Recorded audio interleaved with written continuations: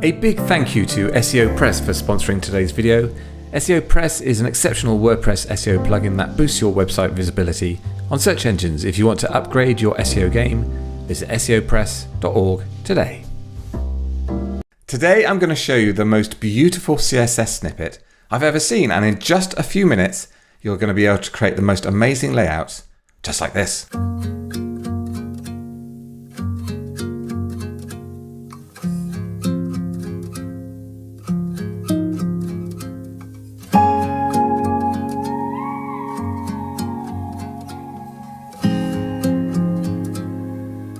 Now this is actually using the mixed blend mode CSS property. It's a little bit difficult to explain, but essentially what's happening is you've got a background image with text over the top, and through the magic of CSS you can have the background image show through the text, so the text shows the background image and looks transparent.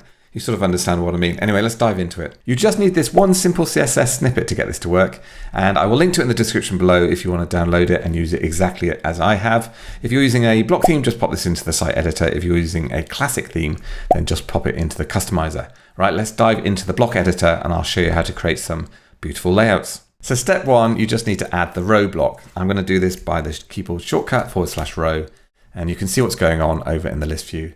I'm going to come across to styles here and just add a background image to start with. There we go, there's my background image. And I'm going to do two other things. The first is I'm going to make the row wide width by coming to the toolbar and choosing wide width. The other thing I'm going to do is go back to styles and just give it a minimum height of 800 pixels. You can see here I've got these places where I can actually put content within that row block. I'm actually going to start by adding a group block within the first section here. That makes it easier for me to start to maneuver these around, as you'll see in a minute. This is really cool. Within that group block, I'm going to add a heading block, and then within that heading block, I'm just going to write my text, which I'm going to put amazing, because this is amazing. Now, the next thing we want to do is change the size of that. So I'm actually going to choose a custom size coming across here. Let's change the units and just bump this up quite big so we can see exactly what's going on.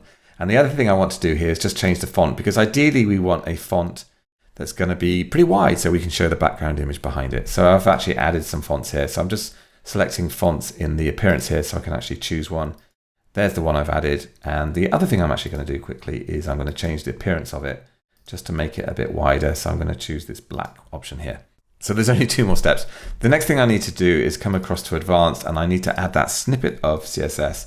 Now remember, I've also put the CSS in the customizer or in the global styles. So I put my style in here, and then the final thing I need to do is I need to change the background color to black, and I need to change the text color to white. Now, as soon as I do this, you're going to see the background image coming through. It's so cool. There we go. By the magic of CSS, we've got the background image coming through.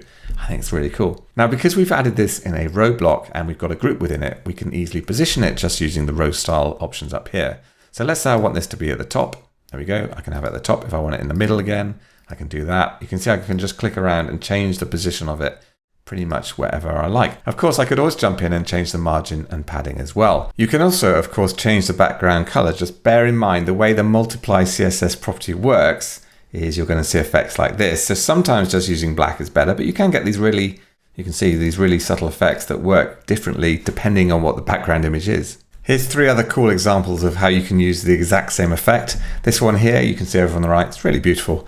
And all I've done here is add the row block and a heading block within it. And I've added the CSS to the heading block, and I've just got more text, so it's grown and it's filled the space, which is cool.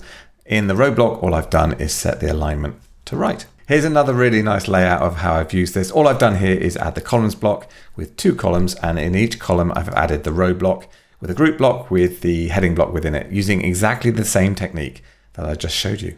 And in this example, I really like this one. You can see I've got a bit of space around my group, and I've done that exactly the same way. I've added my row block with a group block with a heading block, but within the group block, I've actually, if we come down here to styles, you can see I've just added some padding above and below it, which takes it away from the side.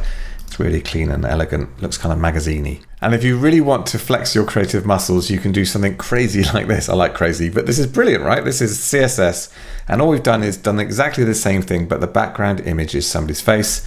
You can see over here the background color is this sort of red color, and the text almost looks like it's wrapping around the person's face because it's kind of showing the background image behind it. Again, if you want to try this out for yourselves, all the CSS you need is down in the description below. Do try it. And if you enjoy this video, if you can give it a thumbs up, it'd be amazing, because it does make a huge, huge, huge difference in terms of how this video is shared around YouTube and who gets to see it. So thank you if you can hit the thumbs up button.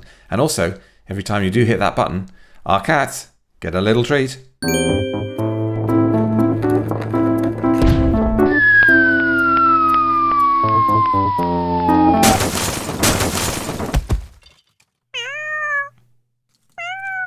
If you want to see more videos like this, hit that subscribe button and you'll be notified every time I release a new one.